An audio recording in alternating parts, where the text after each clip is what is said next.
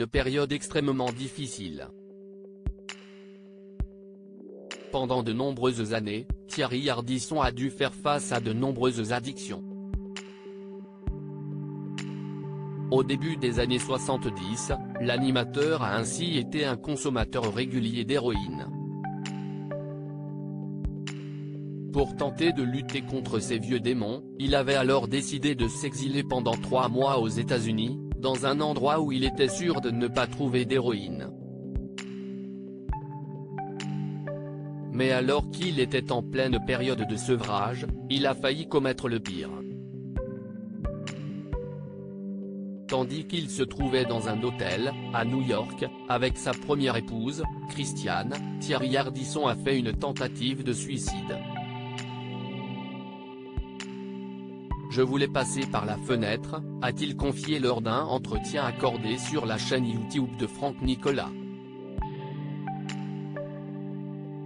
Fort heureusement, l'ancien présentateur de Salut les Terriens a été sauvé par son ex-compagne. Je montais. Elle me retenait, s'est-il souvenu. Thierry Ardisson consomme-t-il toujours de la drogue? Thierry Ardisson a finalement réussi à vaincre ses addictions, même si son combat n'a pas été une tâche facile. Je m'en suis sorti, mais si est-ce ce que j'ai fait de plus dur dans ma vie honnêtement.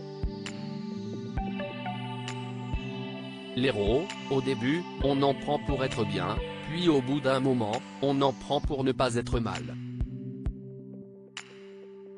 Avait-il confié dans l'émission Accès Direct sur France Bleu, en février 2022.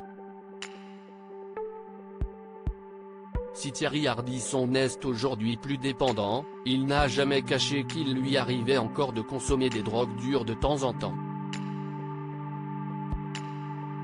En août 2018, dans les colonnes du magazine Society, il avait ainsi confié « Ça fait 3 ans que je prends de manière très occasionnelle des extasies, des moitiés, et je trouve ça génial, comme dope. Tu fais des câlins à tout le monde. Si est pas parce qu'on est vieux qu'il faut arrêter de se droguer. » Enfin, il avait ajouté « Je fume depuis que j'ai 17 ans. 4 ou 5 pétards par jour. Ça donne à la vie un peu plus de charme. Du shit, jamais d'herbe. Ça fait plus de 50 ans et j'en suis fier.